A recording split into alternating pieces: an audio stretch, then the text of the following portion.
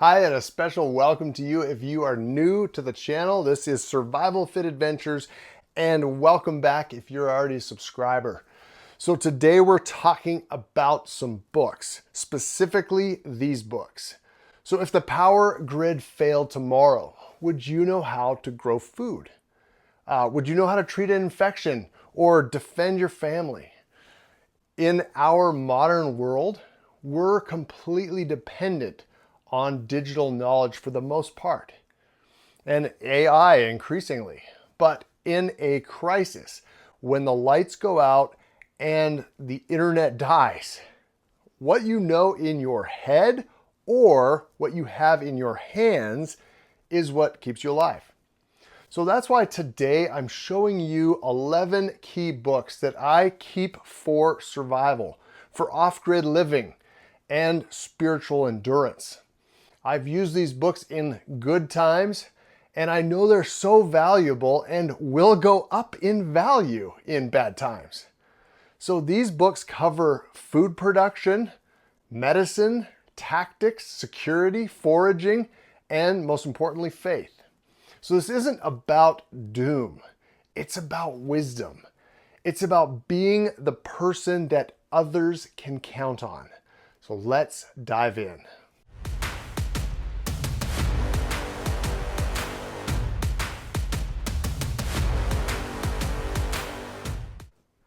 I have whittled this list down to my 11 books, and I've done that because we have a lot of books. Here's some B-roll of all the bookshelves that we do have. We keep a lot of books, and we love books, and I'm sure there's a lot of you out there that really like to have something that you can hold in your hands and that just isn't going to disappear when you don't have any electricity. This first section of books that we're going to talk about of the 11 are practical self-reliance books. These are the books that help you learn the skills and have the knowledge to be independent from the system that our society has built. The basic system that is a just-in-time. They just get the trucks to the grocery store so that it meets the needs of the people that usually shop there. Not in any sort of emergency does this system work. So here we go. Before you worry about high-tech gear or bug out bags or anything, you need the basics. You need food, water, shelter. You need the ability to provide for yourself. And these books teach practical, no-nonsense skills that help you live well without modern systems. Skills that our ancestors used every day. Right? So here we go. Number one, this is a book that I absolutely loved and love. And this is The Self-Sufficient Life and How to Live It by John Seymour. And if I could only keep one book, this might be it. This guide breaks down everything: gardening, composting, animal husbandry. It even looks at soap making, bread making, teaches you how to go from being dependent on the system to independent, one skill at a time. It actually breaks it down so that you can build yourself independence, but over time. So I've read this from cover to cover years ago as my bedtime book. And there's really fun illustrations in there to lead and guide you. Number two, oh my goodness, this is a big, beautiful book, and I love it. So this is the Encyclopedia of Country Living by Carla Emery. And you know what? I may butcher people's names going on because there's some interesting ones.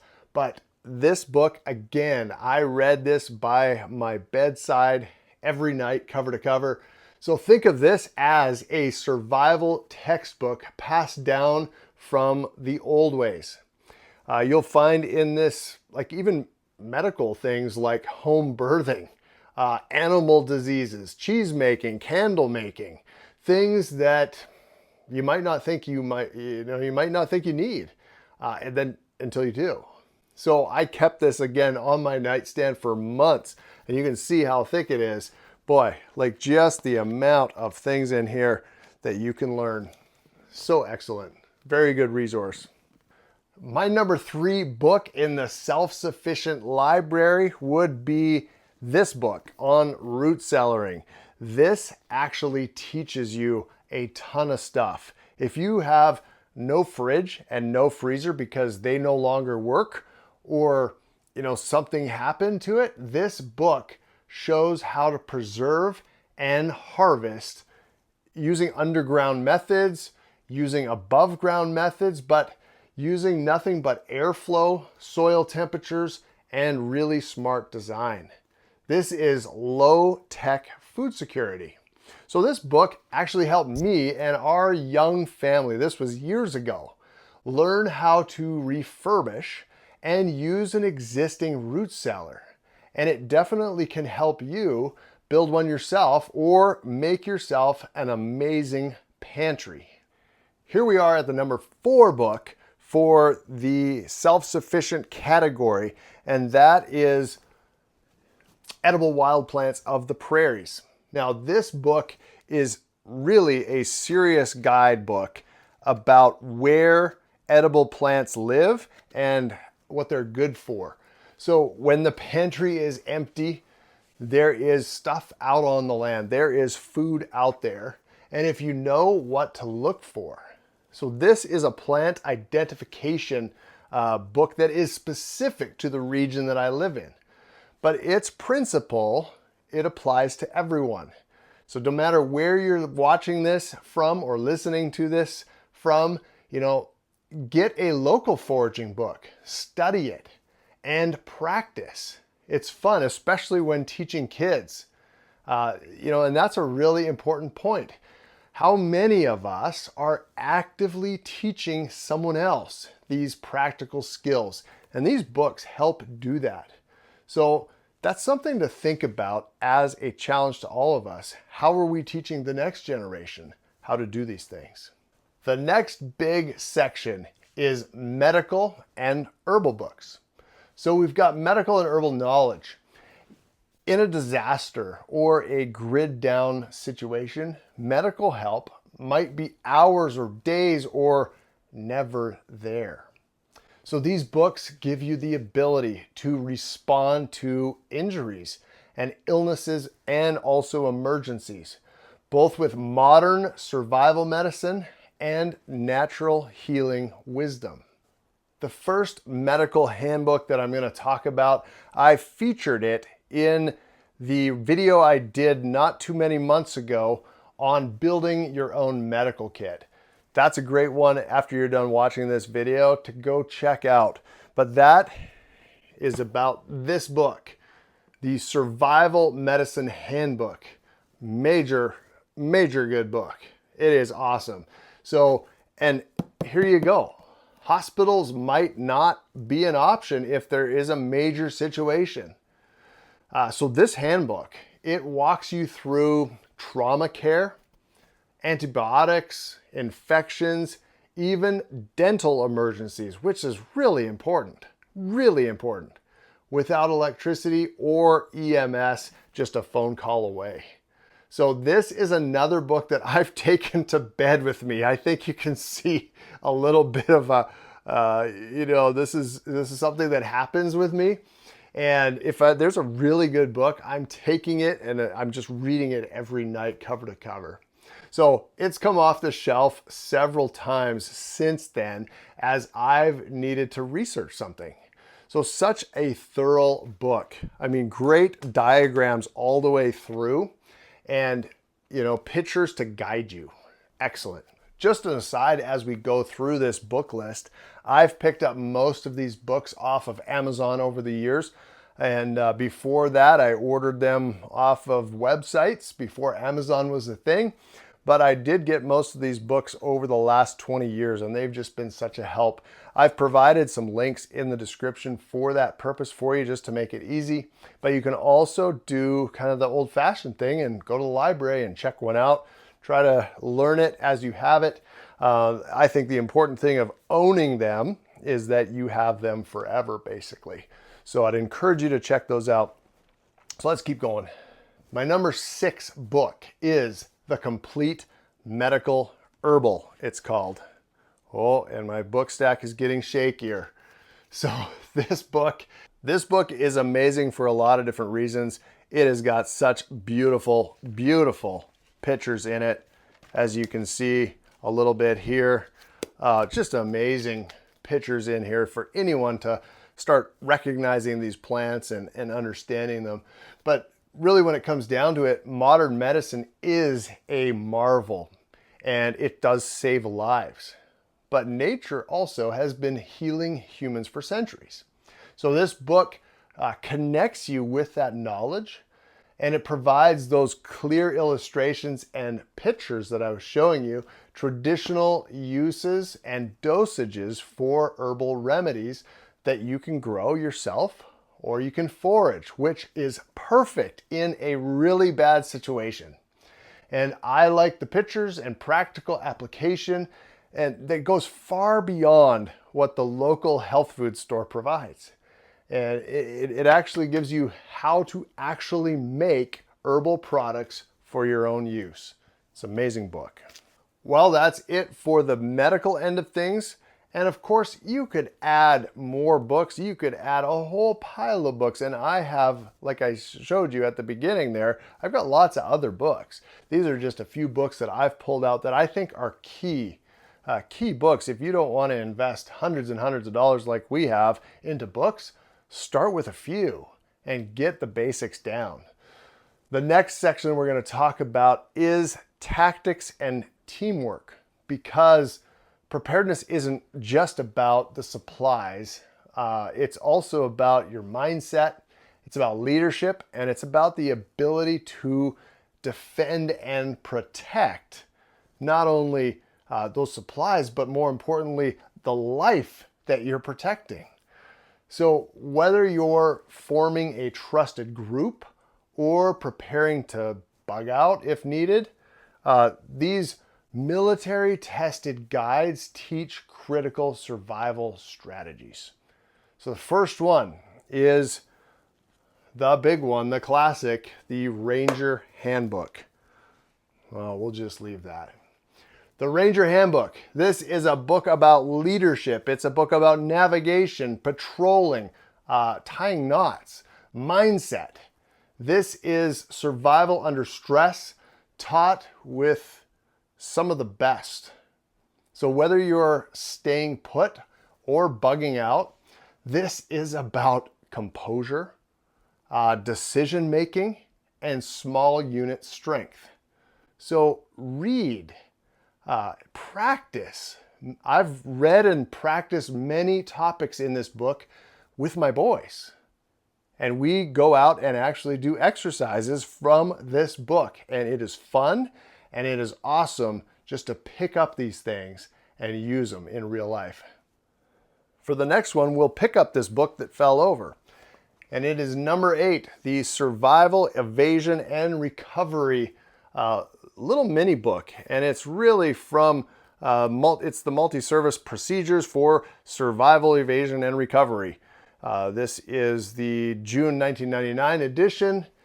So really what this is if you had to survive and flee, or if you had to hide, this manual teaches you to stay alive. It teaches you how to avoid detection and recover in hostile or lawless territory. I'll say that again, lawless territory. So it's ideal for serious grid down and worst case planning. Again, bedtime reading. There's lots of different, it was written for the services, so there's tons of great illustration, right? My boys and I, again, we went through the entire handbook and practice it every chance we get. On hiking trips, camping trips, I've talked about that in other videos. So would you like to see a video of us, myself and my boys, practicing some of these things? Let me know in the comments. Let's keep going. Number 9. This is the Patriot Fire Team by Paul Markel. Really, this book, this is amazing. My boys actually bought this book for me, and it was just a really cool gift. Really what this comes down to is we can't protect our homes alone. This book teaches you how to build, train, and equip a small defensive team from friends, neighbors, or church members. It's about accountability, strength, and standing together. I like this book because it's written in a simple way that is actionable, it's doable, and it's also duplicatable. That's really important. Duplication of concept is key. Okay, we're on the last section of books, and you can see there's only 2 remaining. This is about spiritual strength and perspective.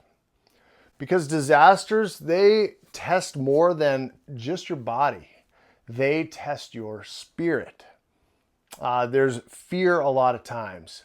There can be isolation, and there can be despair, depression, because things are not as they should be. We live in a world that it is not as it should be. I think we all know that, and we yearn for something better. We yearn for something more. These kind of feelings can be just as dangerous as hunger or illness. And these books provide hope, clarity, and courage, reminding us that we are never alone, even in the darkest hour. The first book I'm going to talk about in this section is this big one. This is This Present Darkness and Piercing the Darkness by Frank Prairie. And you can see it's a monster of a book. It's actually 2 books in one.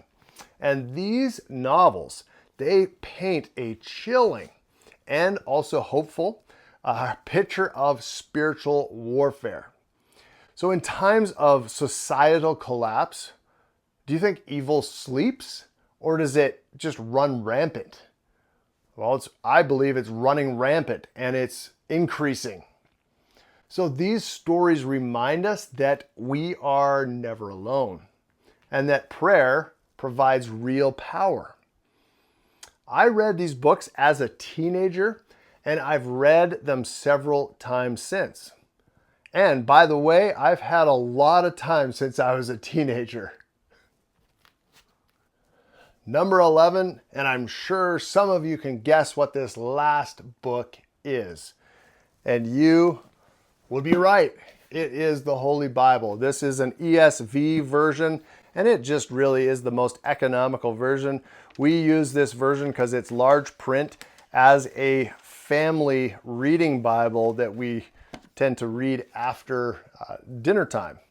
So everything else in the world can burn, but the Word of God endures. And in a crisis, we need direction, we need hope, we need humility and strength. The Bible is my and our family's lifeline.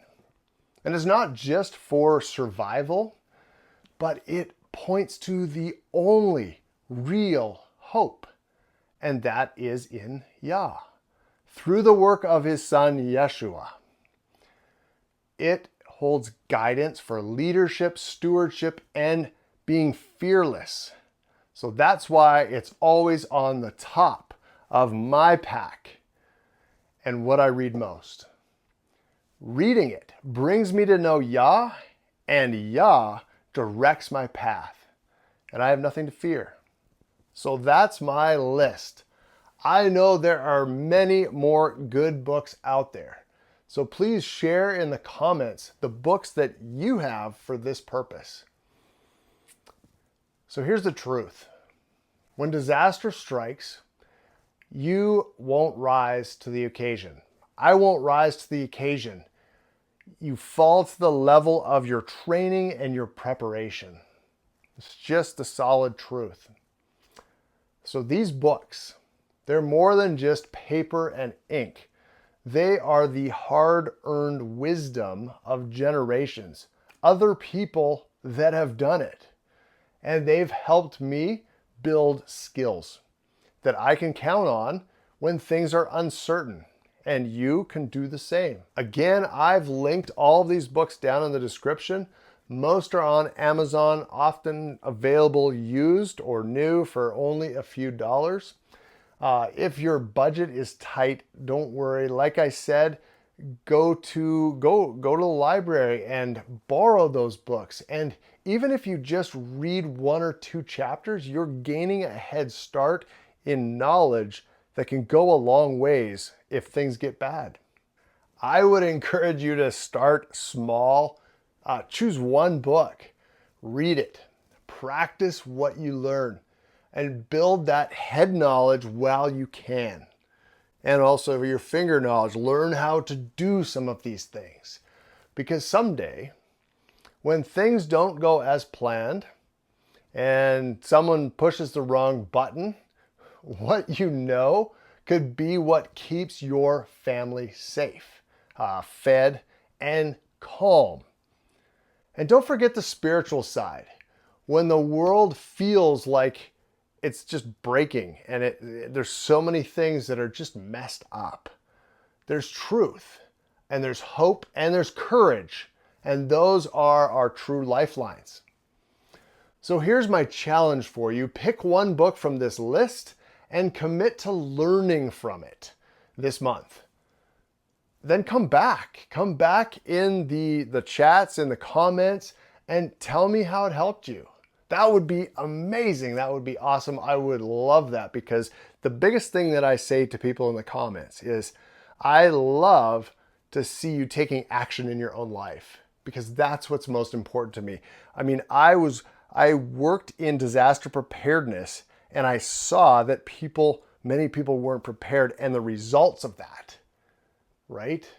So that's important to me. And I hope it's important to you, to action out of it. It's not just about watching a video and not doing anything with it. It's about doing. If this video inspired or encouraged you, hit that like button. Share it with someone who is building their own preparedness plan or their own preparedness library, and subscribe so that we can keep on learning and growing together. I want to thank you so much for watching. I want to thank you for your comments and all the things that I have learned from you guys as I've been making these videos, and the things that you have said. Man, I can make video after video just from your comments of all of the things that I've learned. So I appreciate you, and I appreciate you being here. So blessings, and we'll see you in the next one.